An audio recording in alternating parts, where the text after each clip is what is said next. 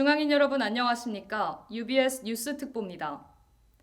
신원 미상자의 사칭 및 문자 협박. 이는 다른 곳이 아닌 바로 본교에서 얼마 전 발생한 사건입니다. 심지어 사건 발생은 이번이 처음이 아니라고 하는데요. 본 사건의 실태와 더불어 예방 방안에 대해 박채림 기자와 이소영 기자가 취재했습니다. 지난 5월 18일 새벽, 문헌정보학과 20여 명의 학우들이 동일한 번호로 한 통의 문자를 받았습니다. 교육학과 제보에 따르면 A학우가 문헌정보학과와 다른 번호의 신원 미상자로부터 문자를 받았습니다. 연락 패턴은 동일했습니다. 신원 미상의 상대는 문자에 답장한 일부 학우에게는 전화를 거는 등 추가적인 행동을 보였습니다. 5월 18일 날 새벽 6시쯤에 모르는 연락처로 이제 제 이름하고 물음표라는 문자가 왔어요.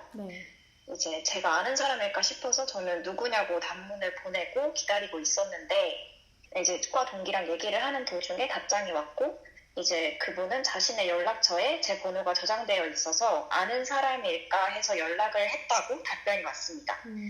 그래서 이제 저도 저 누구누구 맞습니다 라고 답장을 보냈는데 잠시 뒤에 전화가 왔어요. 그래서 자신을 중앙대 교육학과 14학번 이지석이라고 소개를 했고 자신을 아냐고 묻더라고요. 그래서 저는 이제 모른다고 대답을 했는데 계속해서 말을 이어나가면서 이제 걔 자신을 떠올려라 약간 이런 식으로 말을 이어나가려는 듯해 보였습니다. 우리 학과 대부분 여자 동기들한테 이런 연락이 똑같이 왔다는 걸 알게 됐고 다만 이제 자신을 다른 학과, 다른 학번에 또 다른 이름으로 소개를 했더라고요. 해당 사건은 올해 처음 발생한 사건이 아닙니다. 지난 2018년 교육학과는 JS라는 이름으로 활동한 신원 미상의 인물이 교육학과생을 사칭해 악의적인 연락을 시도하므로 해당 사건을 주의하라는 공지문을 게시했습니다. 이에 대해 교육학과를 취재하던 중 다른 제보자가 있는 것을 확인했습니다. 제보자 역시 5월 18일에 연락을 받았으며 연락 과정에서 학교 생활을 어렵게 만들겠다는 협박성 짙은 발언을 듣기도 했습니다. 그리고 올해 교육학과 학생회 TUM은 유사 사건에 관해 다시 한번 공지했습니다.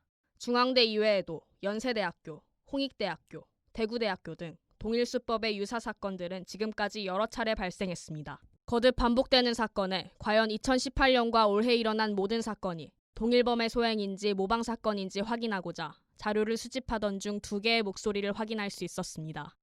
만나 말했지만 난 솔직히 얼굴 멀쩡하니까 잘 다니면 잘생겼다는 게 아니라 진짜 나를 인기 많아.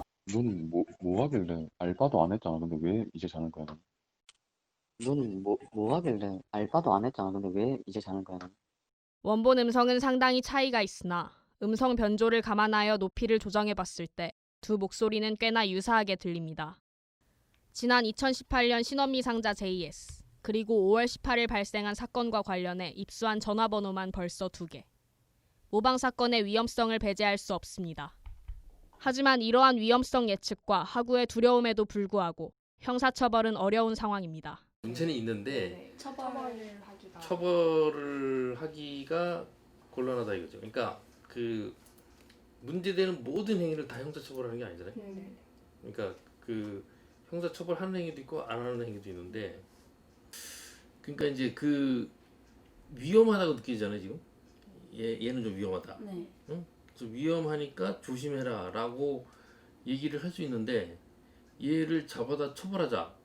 이거는 좀 처벌할 수 있는 근거가 없어가지고. 형사처벌이 불가한 상황에서 신원미상자가 연락한 학우는 여학우뿐이었다는 점, 연락에 반응할수록 끈질기게 연락을 이어갔다는 점을 고려할 때 해당 사건이 언제 어떻게 위협적인 범죄로 이어질지 모르기에 많은 학우가 두려움을 느낄 수밖에 없었습니다. 이에 대해 중앙대 법학대학원 김성천 교수는 지금까지 사건을 취합해봤을 때 피해자의 반응이 있을수록 연락이 집요하므로 아무 반응 없이 차단하고 신원 미상자와의 접촉을 피할 것을 권장했습니다. 또한 유사 피해를 당할 경우 혼자 해결하기보다는 학내 커뮤니티 혹은 인권센터를 통해 사실을 공유해 또 다른 피해 사례가 발생하지 않도록 주의해야 한다고 전했습니다. 전화번호와 이름이 동시에 유출된 경로를 확실히 단정할 수는 없으나 학과 카페 새내기 가입 인사 게시판 등을 유추해 볼 수 있습니다.